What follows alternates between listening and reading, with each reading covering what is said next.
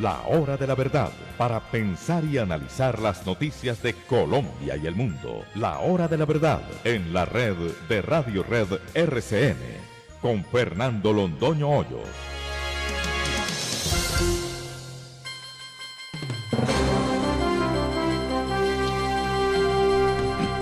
Muy buenos días, son las 6 de la mañana de este lunes 22 de julio de 2019. Esta es la Hora de la Verdad y estos temas y asuntos que trataremos en este momento, cuando estamos hablando. En este cordial diálogo con nuestros oyentes está cerrada la vía de Medellín a la costa atlántica por un ataque del ELN. Un ataque cuyas características todavía se desconocen, no se sabe cuántos fueron los carros incinerados atravesados en la mitad de la carretera. Eso ocurrió anoche y dicen que a las 6 de la mañana, es decir, en este momento, estarían abriendo de nuevo la carretera.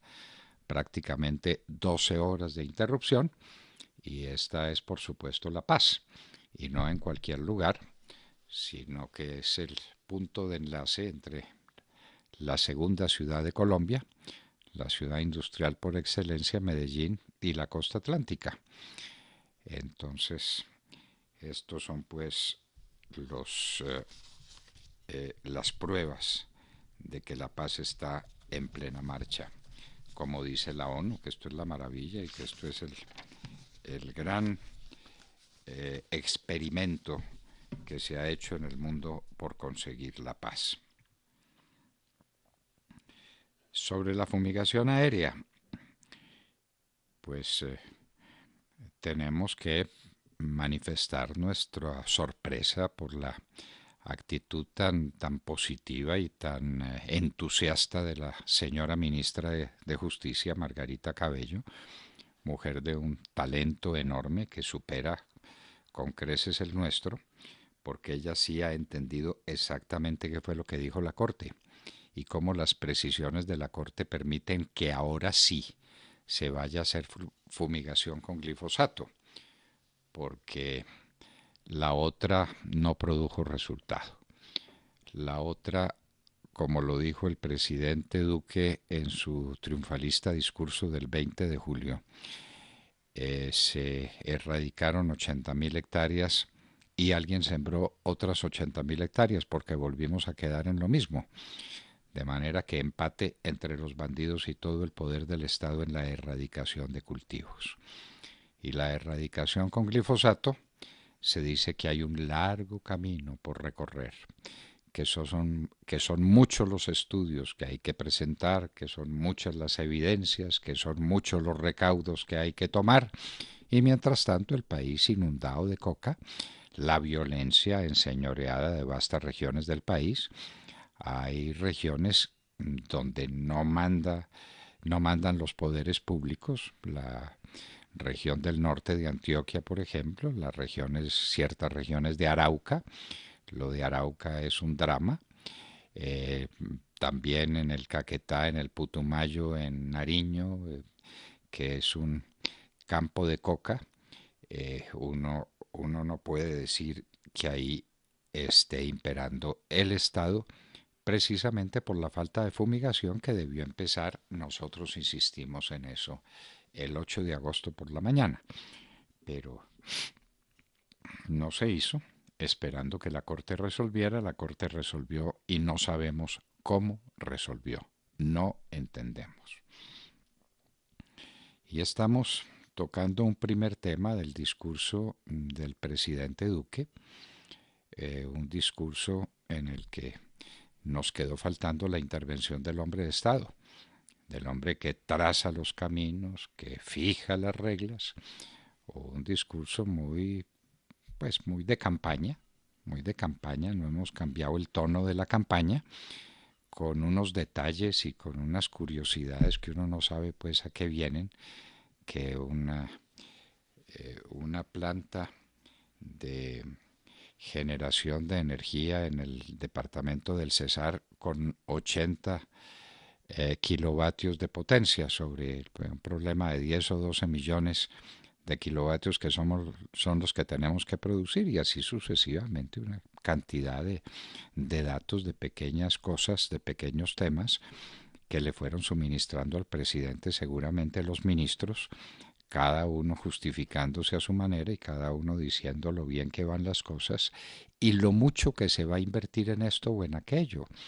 La inversión podría ser una guía complementaria de los resultados de una obra de gobierno, pero no se puede medir esa obra de gobierno por lo que se gasta, sino por lo que se produce con lo que se gasta.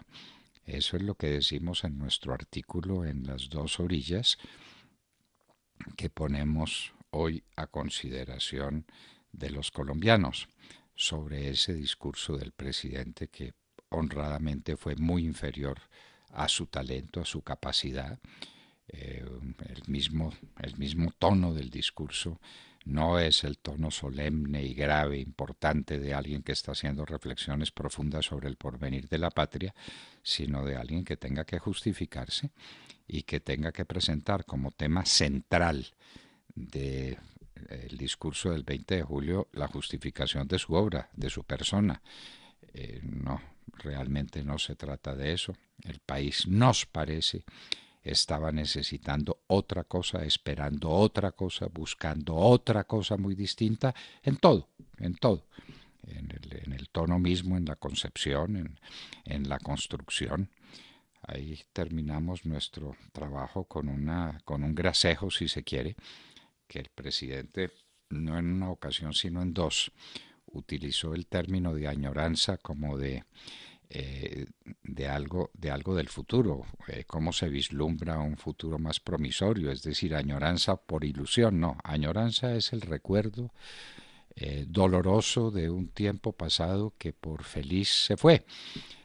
Añorar es lamentarse de algo que pasó, y eso pues es muy poca cosa, pero es la señal de que el presidente debiera buscar gente más capacitada para prepararle ese tipo de intervenciones. Nos parece que la del 20 de julio no fue una intervención feliz, ni lo que el país necesita, y que los grandes temas nacionales quedaron ahí a la deriva, porque este es el país de la equidad en el sentido duquiano o duquista del término. Nosotros, pues que somos muy de la vieja ola, tenemos por equidad lo que nos enseñaron Aristóteles y Santo Tomás como la justicia del caso concreto, como la justicia llevada a la práctica, como la justicia llevada a la realidad, y esa es la justicia que no nos aparece por parte alguna. Por parte alguna, ya vamos a completar un año de gobierno, no se habla de una sola cárcel, las cárceles son verdaderos centros de entrenamiento de unas fieras, los que salen de allá salen convertidos no solamente en maestros en el arte de delinquir, sino unas fieras deseosas, ávidas de vengarse de una sociedad que tan cruelmente los ha tratado. La situación económica del país, con todo el respeto que le tenemos al presidente, nos sigue pareciendo calamitosa, un Producto Interno Bruto con un crecimiento lamentable, un déficit en cuenta corriente que es el mayor de toda América, un déficit en la balanza comercial que es un desastre porque no estamos exportando nada y porque tenemos que importar las cosas para sobrevivir. En fin, la situación económica del país es una situación grave, es una situación delicada sobre la que el presidente debió advertirnos para decirnos ahora qué camino tomamos. Es que ya dijo que había liberado a las empresas de mucha carga tributaria. Sencillamente no lo creemos y los empresarios no lo sienten así. La gente no es capaz de pagar los impuestos.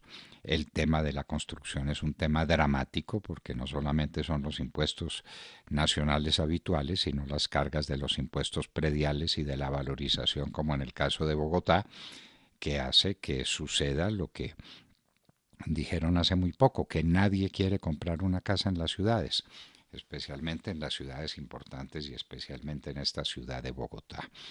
En suma, tenemos que seguir analizando el discurso del presidente. De pronto estamos impresionados, una primera impresión que no es agradable, que no es positiva y que más adelante podamos encontrar cosas más significativas de aquellos asuntos puntuales. El presidente fue saltando de tema en tema con cositas, y entonces que el homicidio cae el 4.7% y el robo de no sé qué cayó no sé cuántos. Por Dios, los grandes temas nacionales. La diplomacia con Venezuela. La diplomacia con Venezuela es un fracaso, es una calamidad. Aquí tranquilamente puede haber 2 millones de venezolanos buscando un lugar sobre la tierra y un plato de comida. Y Maduro sigue ahí. Y no hemos sido capaces de dirigir el Grupo de Lima y de producir un gran fenómeno de ataque a un régimen detestable. El presidente lo ha dicho, y lo ha dicho con valor y con claridad, que se trata de una dictadura oprobiosa, pero los resultados no aparecen. ¿Y del fracking qué? Nos preguntamos. Un tema que quedó al margen de las consideraciones del presidente de la República, porque la dependencia de la economía colombiana del petróleo es vergonzosa. Volvimos 60 años atrás en la monoexportación. Hace 60 años era el café, con un poquito de petróleo. 60 años después es el petróleo con un poquito de café, pero estamos exactamente en lo mismo. Y el fracking, que podría ser salvador, de ese nada. La legislatura empieza, doble instancia, cadena perpetua, las listas abiertas, anticorrupción y sobre todo, ojo, de lo que nadie habla, el presupuesto nacional.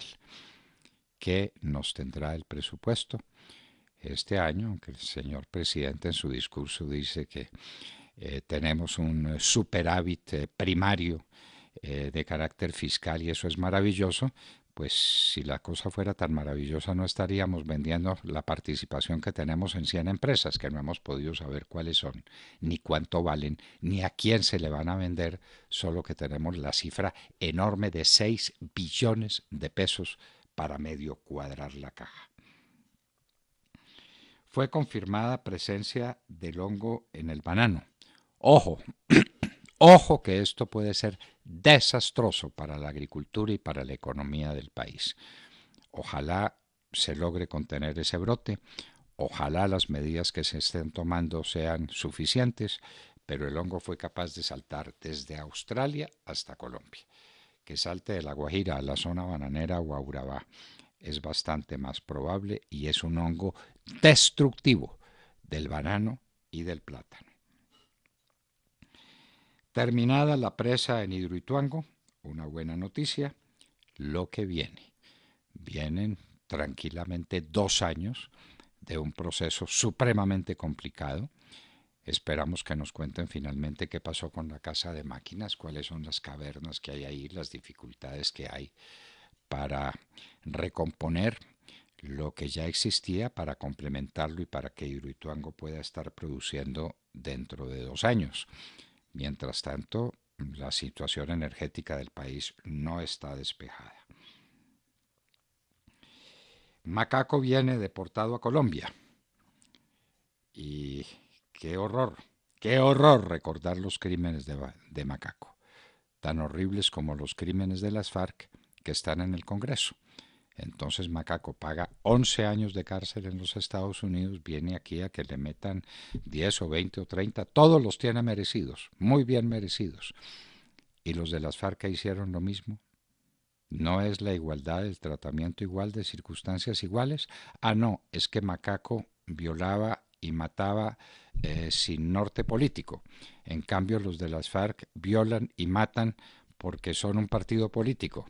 Vayan a otro con ese cuento. El zar de la mercancía china, la ostentación más agresiva, la de ese sujeto, tanto daño como el que hizo trayendo bienes de mala calidad o bienes baratos, porque hay mucho de contrabando dentro de toda esa ostentación.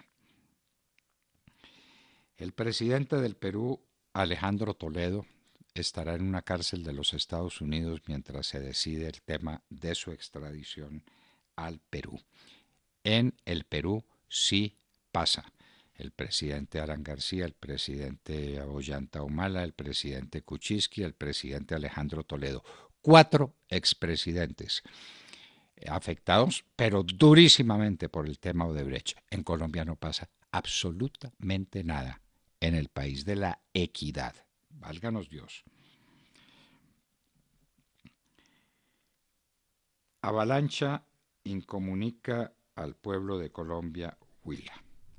El déficit comercial de Colombia en mayo, lo que les decíamos a ustedes, creció en un 36.2%. Las importaciones valen 4.582 millones de dólares y las exportaciones 3.765, 800 millones de dólares. Es decir, una proyección son 10.000 millones de dólares de déficit comercial. Este sí es un tema que hubiera merecido una reflexión honda, profunda, grave del señor presidente Duque en su discurso del 20 de julio. El déficit en cuenta corriente, como consecuencia de lo anterior, es de más de 4% del PIB en el año. Y ojo, es el peor de toda América. Como es el peor de toda América, el dato del desempleo juvenil. El desempleo juvenil anda ya llegando al 20%, el peor de América. El presidente en su discurso dijo cosas muy emocionantes sobre el tratamiento que le quiere dar a los jóvenes. Deles oportunidades, deles una economía donde tengan la ocasión de demostrar lo que saben, porque ¿qué se sacan con tener en una mano el diploma de bachiller y en la otra mano el diploma de tecnólogo si nadie los contrata para nada? Las chuzadas. La gran fábrica de chuzadas, ¿dónde está? En la Fiscalía General de la Nación, en la sala llamada Esperanza. Por Dios. La situación humanitaria es preocupante, dice la Cruz Roja. Pero, señores de la Cruz Roja, ¿no ayudaron ustedes a transportar bandidos de un lado para otro en aviones con el emblema de la Cruz Roja? ¿Cómo le van a responder al mundo por lo que hicieron? Favorecer a unos bandidos y la situación humanitaria sigue siendo terrible en Colombia. Está prácticamente bloqueado por sedimentación el puerto de Barranquilla. Esto es un drama. Barranquilla está prácticamente bloqueada. No pueden entrar vehículos. Se han contratado unas dragas que curiosamente todas están en mal estado. Todas se dañan. No sirven para nada, pero ya viene la solución. Esperemos que así sea. La historia de Pablito la publicó algún diario. Pablito es el gran bandido del ELN, un hombre que tiene más de 1.500 bandidos a sus órdenes, causándole daños inmensos al país. Y la doctora Teresa Moya Suta, que fue la que lo dejó en libertad, mandándolo a una cita judicial, al sitio donde estaba con todos sus bandidos, con un muchacho del IMPEC, al que asesinaron con unos disparos, y se fue Pablito, y ahí está la historia de Pablito. Pero la señora Teresa Moya Suta nadie la toca. Uno de los nuevos dignatarios del Congreso habló de un partido único. Esperemos que haya sido una licencia poética en el momento en que todo está para poesía, cuando uno se posesiona de un cargo tan importante, y que este señor, sabiendo qué es un partido único, porque no podemos pensar que un presidente del Congreso de Colombia no sepa lo que significa un partido único, lo mencione como un grande objetivo. Dios nos libre de un partido único. Dios nos libre. Asesinato de una abogada muy distinguida en Florida Blanca, Santander, la gran defensora del páramo de Santurbán. Nadie sabe ni por qué la mataron, ni por qué, ni cómo murió, como nada se sabe de los 2 muchachos policías atacados en Aguachica. Uno murió inmediatamente, el otro está entre la vida y la muerte, y tal vez nunca nos cuenten cómo evoluciona su salud. Otro fue asesinado en el sur de Bolívar, en este en este fin de semana. Esa es la paz, queridos amigos.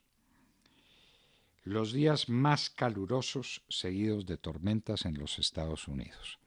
Ya pasó lo peor de la ola de calor, pero vino acompañada de tormentas de grandes precipitaciones que han bajado la temperatura. Captura y retiene Irán buque de bandera inglesa en el estrecho de Hormuz.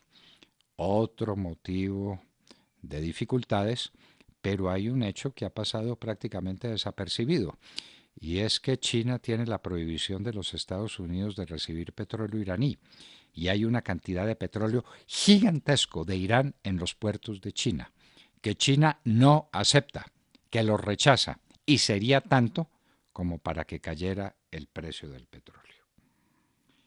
Esta semana se elige sucesor de Theresa May. Parece que sea el señor Boris Johnson, un antieuropeo furibundo y un hombre muy radical en sus posturas, por ejemplo, ante los musulmanes que tienen de hecho invadida la Gran Bretaña. British Airways y Lufthansa suspenden vuelos a El Cairo y no dicen por qué. Egipto vive literalmente de esos vuelos porque vive del turismo. Los Estados Unidos mandan a Qatar aviones Raptors F-22, por si acaso. No es que Irán vaya a atacar, pero por si acaso, ahí están los Raptors F-22. Nueva gigantesca marcha en Hong Kong que se hizo como protesta contra las autoridades rusas. Triunfó Shinzo Abe, el premier del Japón, en las nuevas elecciones parlamentarias, pero no de manera tan contundente como se esperaba. El candidato del Centro Democrático en Arauca denuncia lo que está pasando en Arauca. 114 asesinatos en lo que va corrido del año. Arauca es una tierra de nadie, perdida. Lo que este hombre dice le pone a uno los pelos de punta y dice: por Dios, protéjanlo porque lo van a matar. Grave incidente de avión norteamericano de inteligencia en el Mar Caribe con un avión Sukhoi ruso de Venezuela. Grave incidente. Viene de nuevo grave problema de Trump con informe de Miller. Seguimos hablando de las 4 candidatas demócratas que vienen de, por lo menos de primera generación de extranjeros. Una de ellas nació en el extranjero. Trump se viene furiosamente contra ellas, pero el problema central, nos lo contará mañana Cristina Londoño, es el problema del informe Miller. Una mujer se inmola en Pakistán cuando entraban heridos de otro atentado. En este murieron 9 personas y 30 más quedaron heridas. Hubo una protesta de 20.000 personas en Moscú por negativa de Putin a inscribir candidatos a las elecciones. En Colombia, el 62% de las carreteras 4G tienen retraso. ¿Qué pasa, por Dios? Y en Hoy en la Historia recordaremos que este fin de semana, 20 de julio, se cumplieron 75 años de la Operación Valquiria, que pudo cambiar la historia de Europa, la de Alemania desde luego y la de la humanidad entera. ¿Por qué fracasó el atentado contra la vida de Hitler un 20 de julio de 1944? Se los contaremos a ustedes en Hoy en la Historia. De todo esto y de mucho más hablaremos con ustedes en las próximas horas desde aquí, desde la Hora de la Verdad. Los invitamos, como siempre, a que sigan nuestra señal en Internet en alta calidad a través de las plataformas Wonder Radio y Tuning Radio. Ahí escriben ustedes La Hora de la Verdad y tienen nuestro audio en cualquier parte de Colombia o del mundo. Y lo mejor, en su smartphone, para que sea mucho más cómodo escucharnos. También, quien lo desee, nos puede escuchar a través de los diales 710 AM en Medellín, 1200 AM en Cali y 970 AM en Bogotá de Radio Red de RCN. Y recuerden ustedes seguir también nuestras redes sociales, donde minuto minuto a minuto tenemos las noticias, el análisis, las entrevistas, la cultura, los deportes, la economía y todos los temas que son de su interés. En Twitter, @Hora de la Verdad. En Facebook, La Hora de la Verdad con Fernando Londoño Hoyos, donde a propósito pueden también escuchar nuestra señal de audio en directo. También para los que son amantes de las redes sociales como el Instagram, también nos encuentran allí como Hora de la Verdad Oficial. Ahí tienen también los contenidos y visitar nuestra página web www.lahoradelaverdad.com.co. Y si se pierde algún momento del programa del día de hoy, puede escucharnos en hora de la tarde a través de la plataforma YouTube, donde está todo nuestro contenido también. Ya son las 6 de la mañana, 27 minutos. Bienvenidos. En la red de Radio Red RCN, La Hora de la Verdad, con Fernando Londoño Hoyos y su equipo periodístico. A los llaneros venezolanos que en un tiempo como hoy, hace exactamente 200 años, maniobraban al mando de un venezolano, el más grande que produjo América, el más grande hombre que produjo América en todos los tiempos, Simón Bolívar. Allá estaban Anzoátegui, Sublet, Rondón, Lucas, Carvajal, ¿cuántos otros? Sobre las llanuras boyacenses preparándose para la primera gran confrontación, la del Pantano de Vargas. Con esa música tan hermosa saludemos la mañana de Mar Córdoba. Doctor Fernando, compañeros de la mesa, oyentes de La Hora de la Verdad, muy buenos días. El sábado 20 de julio arrancó la primera parte de la segunda legislatura de este cuatrienio, que cumplió un año con nuevos elementos que hacen diferente el funcionamiento del Congreso de la República. Pues hoy existe un estatuto de oposición que nació por el acuerdo firmado entre el gobierno Santos y los terroristas de las FARC, que lograron, sin pagar un solo día de cárcel, ocupar hoy 8 curules, 4 en Senado y 4 en Cámaras, pues tanto alias Iván Márquez como alias Jesús Santrich escaparon de la justicia que los perseguía para seguir en su actividad criminal. Claro, escaparon, no solitos, sino con la ayuda precisamente de eso que llamaron justicia, que se llama Justicia Especial para la Paz, más conocida como JEP. Estos criminales hoy, pues obviamente estoy hablando del grupo terrorista, ocupan 8 curules y mantienen unas llamadas disidencias, pero pues más disidencias parecen los que ocupan hoy precisamente esos escaños en el Congreso de la República. Los retos para este año en materia legislativa son varios y haremos mención de algunas de las normas que se deberán tramitar, empezando por la ley anticorrupción que se hundió en la legislatura que acaba de terminar, pues pretendían acabar con la casa por cárcel para los funcionarios públicos corruptos, pero también pretendieron pasar la norma con esa importante adición en el tercer debate, por lo que hubiera sido imposible que pasara el examen de constitucionalidad en la Corte Constitucional de Colombia. Este proyecto anticorrupción no lo presentará la oposición, que se hace agua cada vez diciendo que ellos van a luchar contra la corrupción, como lo proponía y prometía Claudia López y que terminó en nada. Esta vez esta nueva norma la tramitará nada más y nada menos que el gobierno nacional, impulsado obviamente por la Fiscalía General de la Nación, que presenta el proyecto. Este proyecto anticorrupción no será presentado pues por la oposición, que recordemos seguirá encabezada por las FARC, por el Polo Democrático, los Verdes, el Partido Movimiento Alternativo Indígena, Maíz, y con algunos muy pocos congresistas del Partido Liberal y el Partido de la U, que se mantienen al lado de los que acabo de mencionar en achaques de hablar de paz. Desde el partido de gobierno, el Centro Democrático, la senadora Paola Holguín presentará nuevamente el proyecto de acto legislativo para congelar el salario de los congresistas y que ese ajuste del salario de ellos sea el mismo en pesos que se le aumenta a los colombianos cada año. Deberá tramitarse la cadena perpetua para los violadores de niños. El proyecto de acto legislativo que impulsa un sector de la sociedad tendrá el respaldo del presidente Iván Duque y su gobierno, a pesar de los reparos del Consejo de Política Criminal, que no está de acuerdo con este asunto, que algunos han calificado de populismo punitivo, pero que fue promesa de campaña del presidente Iván Duque. Otro de los asuntos que está en el ojo del huracán será el trámite de acto legislativo de la doble instancia con efectos retroactivos, que presentó en cabeza el congresista Juan David Vélez para aforados que hubieran sido condenados en única instancia, pues como está la norma hoy en Colombia, se está violando el derecho universal a la doble instancia. Y recuerde usted, doctor Fernando, que lo sabe mejor que nadie, el país está obligado a aplicar los tratados internacionales como el Pacto de Derechos Civiles y Políticos y la Convención sobre Derechos Humanos, que obligan antes del 91 a la doble instancia, que nunca se aplicó en Colombia para funcionarios aforados.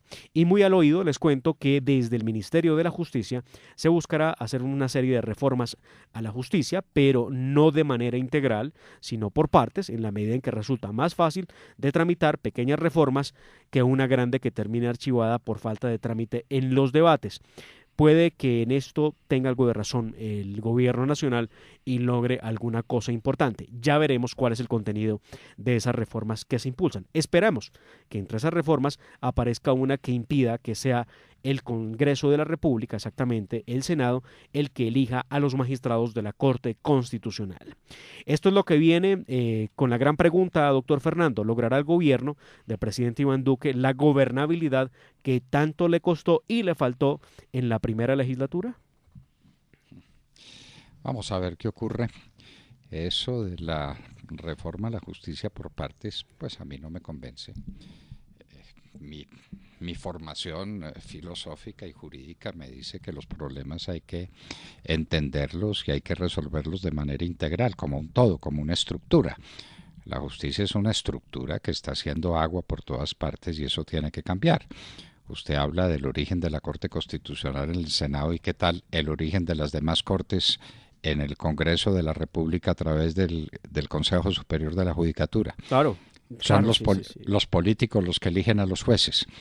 Entonces, y se dice, es que la justicia está politizada, pero si la hicieron politizada, si la Constitución del año 91 la creó de esa manera, pues no se le puede pedir peras al olmo.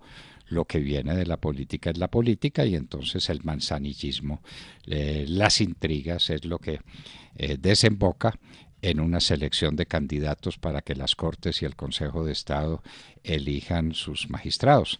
A propósito, ahí estamos viendo el espectáculo doloroso de la Corte Suprema de Justicia, que no elige las vacantes que tiene. No las elige. No las elige, además teniendo la advertencia, o por lo menos el anuncio que hizo el presidente Iván Duque, que solamente presentaría la terna para fiscal, porque no tenemos fiscal general de la Nación. No. Pues hay uno en encargo, claramente, pero ellos se rehúsan a poder elegir las vacantes en la Corte Suprema de Justicia y asimismo retrasan el proceso de elección de fiscal general de la Nación. Muy bien. Esto es por todas partes, pues los problemas. Ojalá haya mejor viento y mejor mar para el gobierno en este periodo, en esta legislatura que se inició anteayer 20 de julio. Tania López. Buenos días, doctor Fernando, queridos compañeros de la mesa y a todos nuestros oyentes. Quiero contarles que este fin de semana ha sido marcado por lamentables casos de homicidio y la violencia no cesa. Es noticia el asesinato de la abogada y reconocida defensora del Páramo de Santurbán, Yamile Guerra Suárez, quien atendía un lío jurídico de un predio cuando fue asesinada el pasado sábado en Santander. Las autoridades locales del municipio de Floridablanca señalaron que Yamile fue atacada por 2 hombres, quienes le dispararon en varias oportunidades a la altura del tórax, en el sector conocido como Mirador de la Hacienda Zapamanga. Esperamos el esclarecimiento de este crimen y que se haga justicia. Por su parte, la Federación de Colegios de Abogados de Colombia, FEDEACOL, aseguró que esta acción violenta será denunciada ante organismos internacionales como la Corte Penal Internacional por considerarlo, según ellos, un caso no aislado, sino un posible crimen de lesa humanidad. Adicionalmente, es importante darle a conocer a nuestros oyentes que este domingo desconocidos asesinaron a un policía y dejaron a otro herido durante un ataque armado en Aguachica, Cesar. El alcalde de esa localidad, Henry Ali Montes, rechazó este crimen y expresó sus condolencias con la familia del patrullero asesinado y señaló que tomarán acciones contundentes con las autoridades competentes para identificar y capturar a los responsables de este vil suceso. Es importante recordar que en esta zona de Aguachica hace presencia el ELN y bandas criminales que se disputan el control del narcotráfico en esa región del país. Y precisamente para cerrar, hablando del ELN, ayer domingo, cerca de las 8 de la noche, el ELN quemó varios vehículos en la vía entre Valdivia y Puerto Valdivia, en el Bajo Cauca de Antioquia. Según el reporte de las autoridades, allí quemaron una tractomula y una volqueta. Aunque no se registraron personas heridas, la vía permanece cerrada. Desde la hora de la verdad, expresamos nuestra solidaridad con las familias de estas víctimas y creemos en la necesidad de denunciar la espiral violenta que continúa en aumento en nuestro país. No podemos callar. No podemos callar. Tenemos que estar pendientes de lo que pasa entre Valdivia y Puerto Valdivia en el Bajo Cauca antioqueño para saber si hay ruta abierta hacia la costa atlántica desde Medellín, porque ayer a las 7 de la noche atacó el ELN al parecer y no se conocen los detalles, ¿no es cierto, Tania? ¿Cuántos fueron los vehículos incendiados o qué fue lo que sucedió? Tenemos todavía informaciones parciales, pero esto es lo que pasa. Y tengo que recordarles las declaraciones del candidato del Centro Democrático en Arauca, que simplemente le pone a uno los pelos de punta sobre lo que pasa en ese departamento. Así es, doctor. Hasta el momento tenemos la información de que fueron 3 vehículos los que fueron quemados por el ELN. 3 vehículos quemados por el ELN y la carretera paralizada. Y vamos con 12 horas. Esperamos, no tenemos noticia de que se haya levantado ya el bloqueo, ¿no? No, todavía no. Había anunciado la para las 6 de la mañana el levantamiento a las 6 de la mañana, pero al momento no se ha visto movimiento en la carretera. Muy bien. Tatiana Guerrero. Buenos días, doctor Fernando, compañeros y a toda nuestra querida audiencia. Si el viernes decíamos que la tensión entre Estados Unidos e Irán, que se vio por los acontecimientos del Estrecho de Hormuz, estaba tranquila, este fin de semana volvió a subir la tensión. El viernes pasado, la Guardia Revolucionaria iraní tomó el control de un buque tanquero británico, el Stena Imperio. Irán acusó a la embarcación de no querer haber respondido a los llamados de ayuda tras haber golpeado a un buque pesquero. Con este hecho, Irán pretende marcar su territorio y demostrar su fortaleza en el Golfo Pérsico y a todo lo que hace esto por las sanciones que Estados Unidos le impuso y que está en la región muy estratégica para la economía mundial debido a que por este sector cruza una quinta parte de las exportaciones de petróleo. Las sanciones afectan, entre otros sectores, a las exportaciones de petróleo, lo que ha llevado a Teherán a amenazar con bloquear el Estrecho de Hormuz si no le permiten vender su crudo, así como incumplir recientemente algunos de sus compromisos nucleares, porque Estados Unidos incumplió el compromiso nuclear que se firmó en 2015. Irán busca aliados para poder vender su petróleo. Un medio de comunicación reveló que en los puertos de China hay cientos de barriles de petróleo iraníes estancados. Y según el diario The Wall Street Journal, citando fuentes del mercado petrolero, China junto con otros países como India, Turquía, Corea del Sur y Japón dejaron de comprar petróleo a Irán después de que entraran en vigor las sanciones estadounidenses contra el país persa. Pero este es un hecho contrario, ya que hay otros medios de comunicación donde desde hace una semana afirman que China rechazó las sanciones que Estados Unidos le impuso a Irán y lo que quieren es hacer una alianza con Teherán para seguir en la compra de petróleo. Mientras tanto, medios de comunicación de economía dicen que el petróleo bajó y otros dicen que esta tensión haría que el petróleo suba. ¿Será que China está jugando a la doble, doctor Fernando? Pues a la doble o a la triple. Vamos a ver qué sucede. Las cosas no están sencillas y este petróleo retenido en China se dice que es una inmensa cantidad, pero no se sabe cuánto, ¿verdad?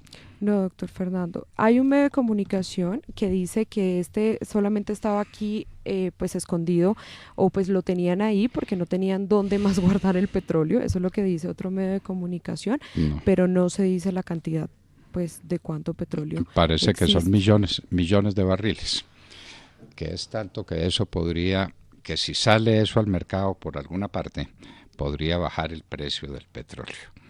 De manera pues que esa es la noticia que tenemos. Tata Castro. Muy buenos días a todos. Sobrevivió el líder del Tour de Francia al paso por los Pirineos. El francés Julian Alaphilippe continúa de líder de la clasificación general luego de completar 2 semanas esta importante carrera francesa y un fin de semana muy fuerte con mucha montaña, además de finales en alto. El título no está definido. La exhibición que dio el francés Thibaut Pinot el sábado en el Tourmalet ganando y ayer el segundo lugar en la etapa muestra que es uno de los más fuertes para entrar a los Alpes en la última semana a partir de mañana. Sobre los colombianos, Egan Bernal se mantiene con muchas posibilidades, es quinto en la general a 2 minutos 02 segundos. Ayer tuvo vía libre para escaparse ya que su compañero de Lineos y campeón actual Gerard Thomas no pudo con los ataques finales y perdió 31 segundos frente al colombiano. Rigoberto Urán tuvo una excelente contrarreloj el viernes, finalizó de cuarto, pero el fin de semana perdió tiempo y ahora en el 10º lugar de la general está a 5 minutos 33 del líder. Y Nairo Quintana, ayer un excelente trabajo con el equipo Movistar, no aguantó y entró a casi 3 minutos de retraso y también se alejó del líder, ahora a 8 minutos y 8 segundos en la general en el puesto 13. Superados los Pirineos, hoy los ciclistas afrontan la segunda jornada de descanso que dará lugar a la última semana marcada por una jornada de transición mañana martes, otra de media montaña el miércoles y 3 duras etapas en los Alpes, jueves, viernes y sábado antes del paseo triunfal del campeón por los Campos Elíseos en París el día domingo cuando el Tour llega a su final. El Tour sin campeón definido, doctor Londoño. Ahora los Alpes lo definirán. Los Alpes, ya lo saben ustedes, jueves, viernes y sábado, ¿no? Porque martes y miércoles hoy descansan y martes y miércoles etapitas ahí sin mucha importancia y jueves, viernes y sábado los Alpes antes de la entrada triunfal a París. Y en un minuto estaremos con el doctor Alejandro Ramírez, director de Justicia Penal Militar. En un minuto.